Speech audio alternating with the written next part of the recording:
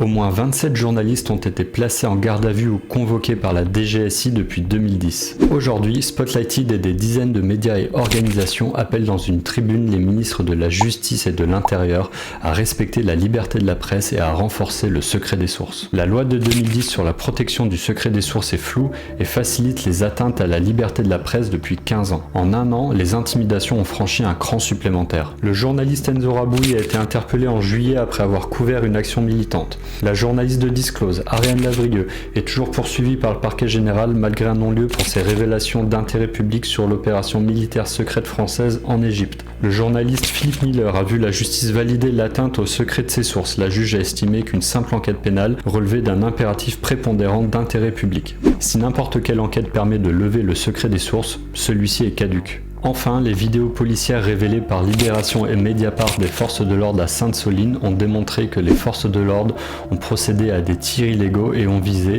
entre autres, des journalistes qualifiés par les forces de l'ordre de pulapis.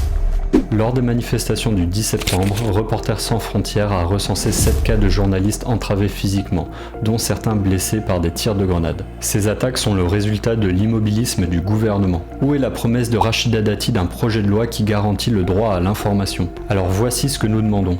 Mieux encadrer les conditions de la levée du secret des sources qui est aujourd'hui possible dans le cas mal défini d'un impératif prépondérant d'intérêt public. Exiger une autorisation par un juge indépendant avant toute levée du secret des sources. Étendre le secret des sources aux collaborateurs de médias, réalisateurs et auteurs de livres ou documentaires.